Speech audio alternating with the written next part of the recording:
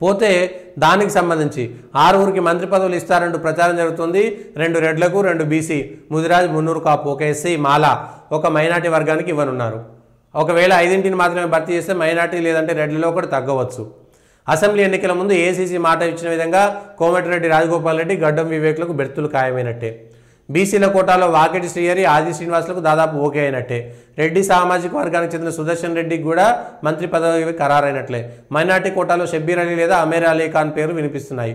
5 మాత్రమే భర్తీ చేయాలనుకుంటే సుదర్శన్ రెడ్డిని ఆపేసి షబ్బీర్ అలీని మంత్రిని చేసే అవకాశాలు ఉన్నాయి. లేదంటే మైనార్టీ కోటాను ప్రస్తుతానికి పెండింగ్ పెట్టి 2 రెడ్డి 2 బీసీ, ఒక ఎస్సీ నేతృత్వం మంత్రివర్గ విస్తరణ చేసే అవకాశాలు ఉన్నాయి. మళ్ళీ కొట్లాట, ఒక మాలకిస్తే 2 మాలలకు అయిపోతే ఒకటే మాదిగకి ఎట్లు ఇస్తారు?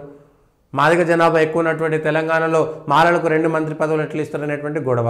ఇవాళ నల్గొండలో ఆల్రెడీ ఉన్నటువంటి మంత్రులు కోమటిరెడ్డి వెంకటరెడ్డి, ఉత్తమ్ కుమార్ రెడ్డి, మళ్ళీ రాజగోపాల్ రెడ్డికి ఇస్తే ఒకటే కుటుంబంలో 2 ఇచ్చినటువంటి 3 రెడ్లకే ఇస్తారా? నల్గొండలో బీసీలు ఎస్సీ లేరా? అదొక కొట్లాట వస్తుంది. నిజామాబాద్లో సుదర్శన్ రెడ్డికి ఇస్తే ఇప్పుడు మళ్ళీ మైనార్టీ లేరా, వీళ్ళు లేరా అని అక్కడ కొట్లాట వస్తుంది. బీసీలకు ఎంతమందికి 42% కోటా, 52% కోటా అని ఇవాళ 50% మంత్రి పదవులు బీసీలకు లేకపోతే రేపు పొద్దుగాల కాంగ్రెస్కే అది ఉరితాడైపోతుంది. కాంగ్రెస్ పార్టీయే, ఎందుకంటే కాంగ్రెస్ పార్టీయే ఇవాళ 50% బీసీలు ఉన్నారు, బీసీలకు మేమే చేస్తాం, ఈ కులాలకు ఇస్తాం, ఆ కులాలకు ఇస్తామని చేసి చెప్తున్నారు కదా. 6 కేబినెట్ బర్తులు, ఒక డిప్యూటీ స్పీకర్, ఒక చీఫ్ విప్, ఢిల్లీలో ప్రత్యేక ప్రతినిధి, 2 లేదా 3 ఇప్పటికే ఎంతోమంది ప్రభుత్వ సలహాదారులు ఉన్నారు. ఇంకా మళ్ళీ 2 లేదా 3 ప్రభుత్వ సలహాదారులు, 4 ఎమ్మెల్సీలు, 4 పార్టీ వర్కింగ్ ప్రెసిడెంట్లు, 2 ఏఐసీసీ కార్యదర్శులు, ఏఐసీసీ కార్యక్రమాల అమలు కమిటీ, క్రమశిక్షణ కమిటీ, టీపీసీసీ కోశాధికారి, 20 మంది వరకు ఉపాధ్యక్షులు, 25 నుంచి 30 ప్రధాన కార్యదర్శులు, 20 వరకు కార్పొరేషన్లు, అన్ని కార్పొరేషన్ల డైరెక్టర్ల పోస్టులను భర్తీ చేస్తారంట. వచ్చేటువంటి దాంట్లో ఎవరి కోసం ఎవరు త్యాగం చేయాలి? ఇప్పుడు ఈ కులాల లెక్క ఎవరికి తక్కువ వచ్చినా రేపు పొద్దుగాల లొల్లవుతుంది. మాకు మంత్రివర్గంలో చోటు ఇయ్యరా అని ఒక కులం వస్తుంది, మాకు ఇవి ఇయ్యరా అని చెప్పేసి పీసీసీలు ఎంతమందికి ఇచ్చారు?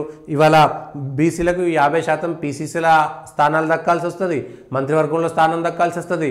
కార్పొరేషన్ ఏవైతే నామినేటెడ్ ఉంటాయో వాటిలో కూడా 50% ఇవ్వకపోతే కాంగ్రెస్ మాట తప్పిందని కాంగ్రెస్ నాయకులు చెప్తారు, బజార్లో పడతారు. మళ్ళీ బయట వాళ్ళు ఎవరు చెప్పాల్సిన అవసరమే లేదు. కాంగ్రెస్లో ఎందుకంటే వాళ్ళ కాంగ్రెస్ చెప్పిన దాని ప్రకారము ఎంతమంది ఓసీలకు ఇవ్వాలి, ఎంతమంది బీసీలకు ఇవ్వాలి, ఎస్సీ ఎస్టీలకు, అందులో మాలమాదిగలకు ఏబిసిడి వర్గీకరణ చేశారు కాబట్టి మంత్రి పదవులు అట్లే ఉండాలి, నామినేటెడ్ పోస్టులు అట్లనే ఉండాలి, పార్టీ పదవులు కూడా మీరు అదే స్థాయిలో ఇవ్వకపోతే గనక రేపు పొద్దుగాల తగిన మూల్యం కాంగ్రెస్ పార్టీకి చెల్లించుకోక తప్పదు. కాంగ్రెస్ పార్టీకి ఉంటుంది ఈ పద్ధతి, కాంగ్రెస్ పార్టీయే అందులో నష్టపోయేది. కాంగ్రెస్ పార్టీ తన చాప కిందకి తానే నీరు తెచ్చుకుంటున్నది. మరి దాన్ని ఇంకా ఎటు తీసుకుపోతారో ఎటు పోతారో అనేటువంటి విషయం కాంగ్రెస్ పార్టీకి సంబంధించింది.